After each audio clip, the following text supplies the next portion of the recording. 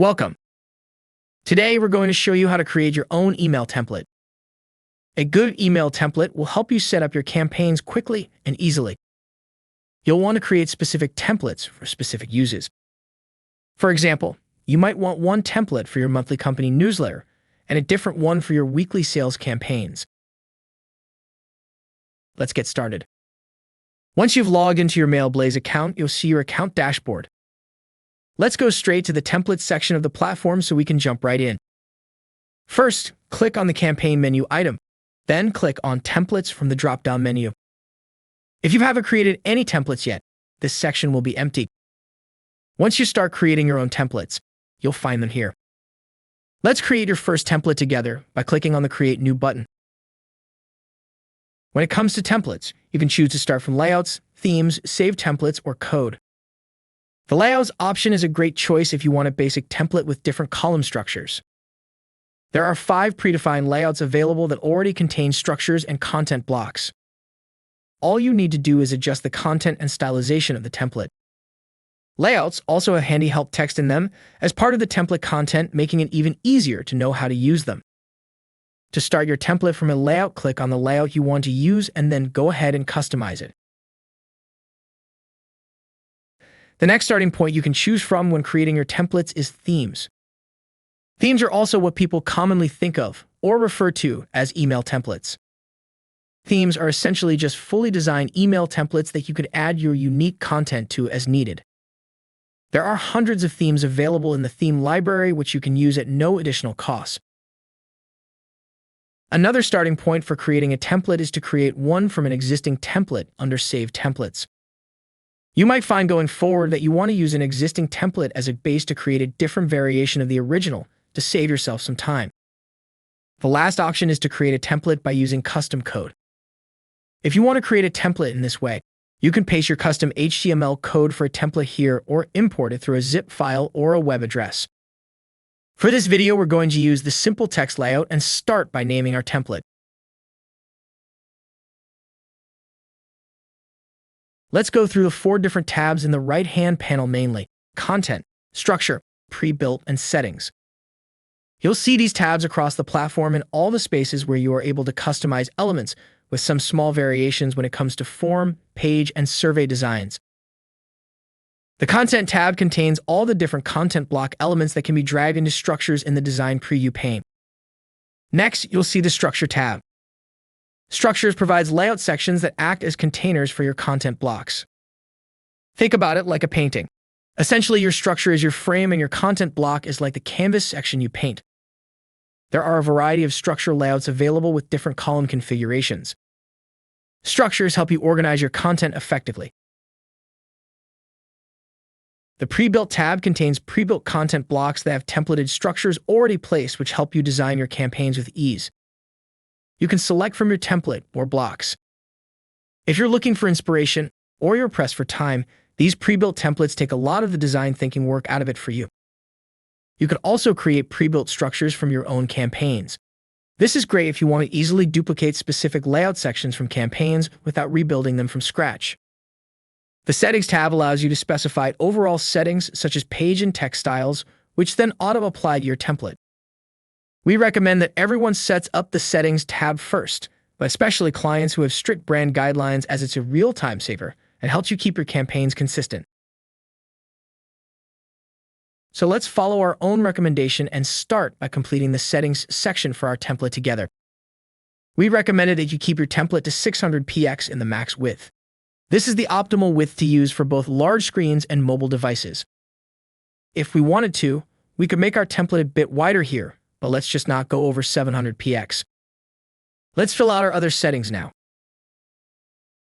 When we're creating our templates, we need to always make sure that we add an unsubscribe link. If we don't add this link, we won't be able to send or save our template. It's really easy to do. All we need is to double-click on the unsubscribe text and choose Other on the protocol when we're adding a link. We'll then enter the URL tag with open and close square brackets and type unsubscribe_URL. Then we'll click on OK. The system will now know to automatically generate the unsubscribe link whenever we send out a campaign to our subscribers using this template. Now we can also click on Quick Save at the top of the page. Now that we've run through the main editing tabs, we can now use them to create our template. You can also remove structures easily by clicking on the white space within the structure and then clicking on the trash icon here. Just be mindful that if a structure contains content blocks and the structure is removed, the content block will be deleted too. Let's start by adding some structures. Structures and content blocks have their own set of independent settings. We're going to use this two-column structure, which gives us two equally sized columns. We can then put content inside the columns. Let's add a text block into the first column. Once we place the block where we want it, we can tweak the text as needed.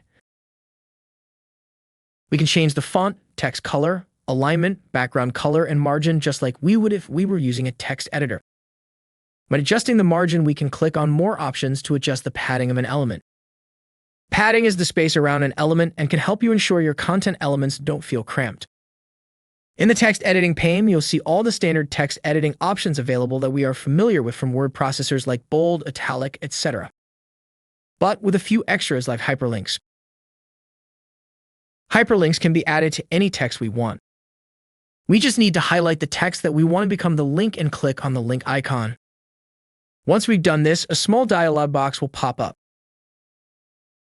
We can now choose which type of link we'd like to add to our text by completing the pop-up.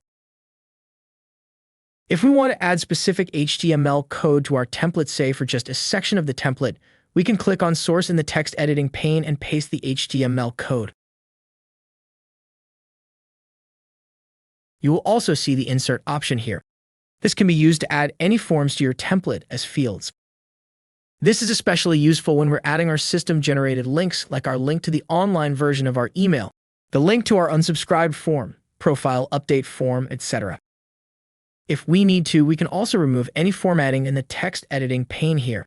We can adjust our text line spacing. Line spacing is the space between one row of text and the next row of text in the same paragraph. We can also adjust the letter spacing of our text. Letter spacing affects the space between individual letters of words within our text. Adjusting this spacing can help improve the legibility of some fonts. This sets the text editing pane to dark mode. If we are using white text or a very light color for text in our email template, we'll want to use the dark mode option here. Setting this will help us see our text clearly and doesn't affect how our campaign appears. Now that we've covered all the settings related to the text content, let's look at the image content block. Let's add an image content on the second column. Images are a great way to grab people's attention within your templates. If we click on the empty image block, our media library will open up. We can now upload our image to our media library or select and insert the image if we've already uploaded it. To upload an image, we just need to click on the Upload button and then choose our image from our computer. We can also drag and drop our image into the media library here to upload the image too. We recommend using images that aren't wider than 600 pixels, as this is a standard size that works well across most email clients. In the media library, if we hover over an image, we have the option to edit that image by clicking on Edit Image next to the Upload button. Don't forget to click on Save once you've done any edits. We can also make use of our Canva or Pexels integration when it comes to imagery. There are two buttons within the Mailblaze media library that directs to Canva and Pexels too. Let's look at Canva first. Canva is an online design tool that can help you create assets for your emails. We'll have to log into our Canva account initially, but from there on out we'll be directed to the email header templates section within Canva when we use this integration. We can then choose to create our email header there or navigate within the Canva environment to create a different sized image to insert into your campaign. Once we are happy with our Canva edits, we click on Use and our image created in Canva will automatically save into our Mailblaze media library. Next, let's use Pexels. Pexels is a free stock photography website that we've integrated into the media library. If we click on Use Pexels, we can search for images or videos that we can use in our template. Once we see an image or video we like, we can click on it and add it to our media library. From there, we can just insert the image as per normal where we need it. Now that we've added some images, let's look at the image settings available. We can add a link to our images in this image link field, which means our image will be clickable. This is a great way to get people to visit our website. You should also add alt text. Alt text is alternative text that will appear in your email if your images cannot be shown in someone's inbox for some reason. An example of alt text could be logo for where you've placed your logo. Alt text is helpful as it makes your email content still make sense when there are no visuals available. Next, we can adjust the alignment and change the background color of the image here. Images can also have borders. We can pick the type of border, set the border color and size, and choose what kind of edge we want to set on the image, either rounded or rectangular. The last image setting is the image slider. We can make the image proportionally smaller if we'd like to create more space around it without having to edit the image. You'll see the margin setting here, but we've already covered how to adjust your margins. With images, there are some additional options to account for how it can appear on mobile devices. When we click on More Options, there's a toggle button that we can switch on and off. If we enable the Hide on Mobile option, our image won't appear when our email is viewed on a mobile device. If we enable the Fluid on Mobile option, the selected image will be stretched to the full width of the mobile screen. Keep in mind it appears for images that are wider than 240 pixels, but are scaled down below the 240 pixel limit. We've now covered all the image settings related to the image content block and should now be able to make our images shine. Let's take a look at adding a GIF next. Let's add another two-column structure and place the GIF in the first column. We can add a GIF to our email by dragging the GIF element into the preview window, using the default animation, or searching for a GIF in the Search GIF field. Below this field, we can add the URL that our subscriber will be redirected to in the image link field. Just like with an image, we can also add alternative text, adjust the alignment, background color, border, and size of the GIF. We can also hide our GIF on mobile. Keep in mind that GIFs are not compatible with all email clients and will only show the first frame of the GIF in these cases. When you're adding custom GIFs, you should make sure that the first frame of the GIF contains the most important information. Let's add another content block to the second column. This time we will be using the button content block. When it comes to buttons, we have lots of room to play around with our button design. We can edit the button text easily and add the button link here. When customizing our buttons, we can set the alignment, styles, border, button color, and text color, the background color, and font family. We can also make the button rectangular or give the button a round edge. We can even set our button to fill the full width of our content block. When we're customizing our button, we can set the text size, and we have the option of setting the inner padding or white space of the button too. This padding is the amount of space around our text within the button. This is different to when we set our margins, where we are setting the external padding of elements. If we're happy with our button settings, we can always duplicate the button so we can use it in other places of our template.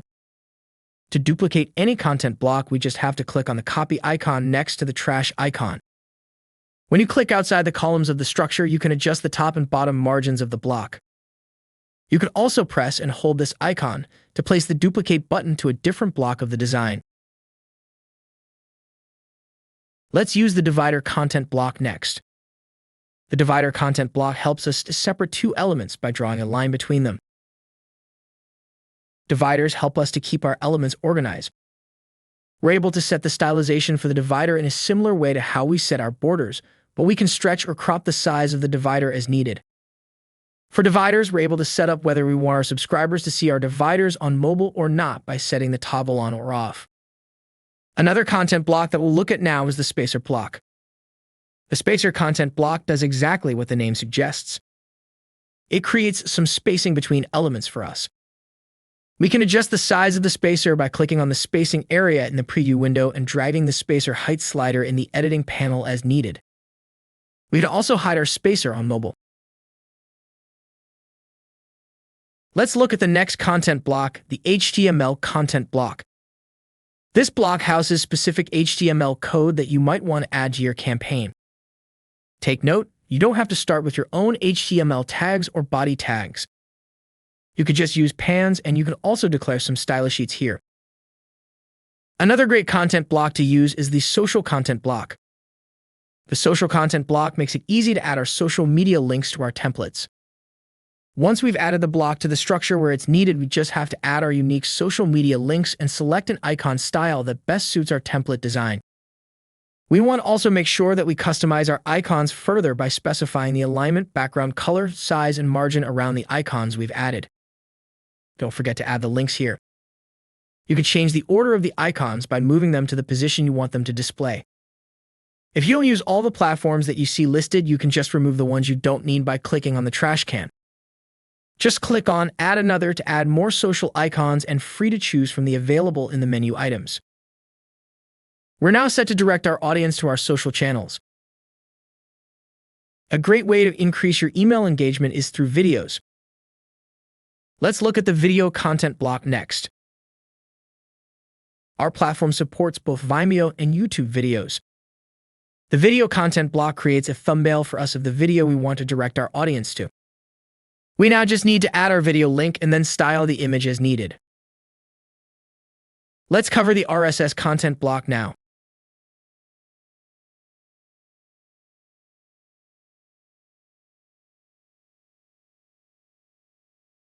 We just need to add our RSS feed URL here and then click on Connect. Once we've placed the RSS content block into our template, the RSS integrator will check our website for new content automatically. You'll see content is added, and we're able to now select which layout we'd like the content to appear in. The next 3 content blocks available are content blocks that incorporate interactivity into your emails. Let's look at each interactive content block and see how they work. Let's use the accordion block together. An accordion is a type of menu that displays a list of headers stacked on top of one another.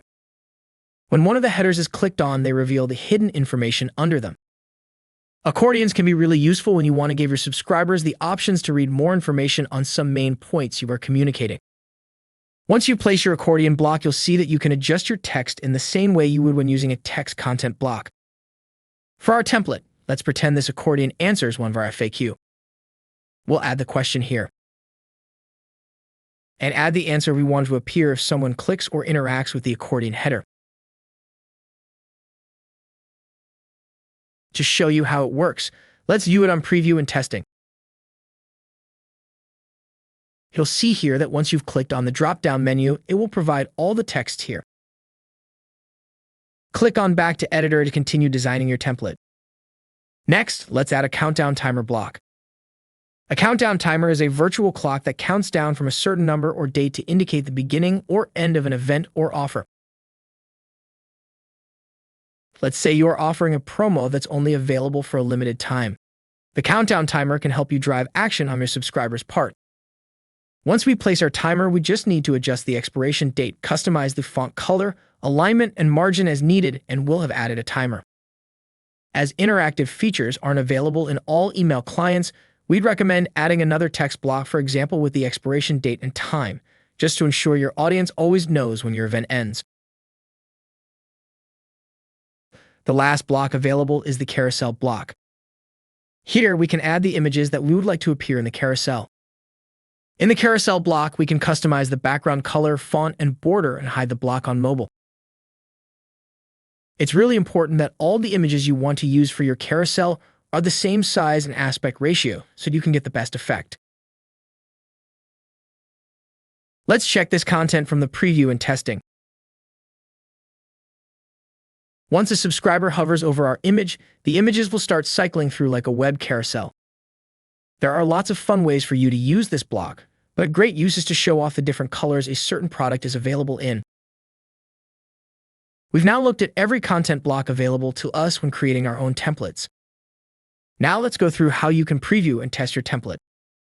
Here, we have already clicked on the preview and testing to see the carousel block.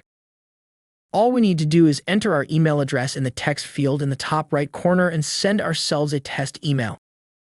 Testing our template helps us to iron out any formatting issues or typos that may have slipped through during the design process. If we spot anything we want to change, we can just adjust the template where needed. It's important to try and test in as many email clients as you can. So look at your email in, for example, Gmail and Outlook, as different email clients render email designs differently. We also want to make sure we look at the mobile versions of our templates too. To make adjustments, we can just click on Back to Editor and retest again. Once we've made any changes needed, we'll click on Save and Close. You're now ready to use this template to your campaign. Thank you for supporting Mailblaze and learning more about how to use our platform. We want to help you grow, so if you get stuck at any point in time, please reach out to our support team via chat or by emailing support@mailblaze.com.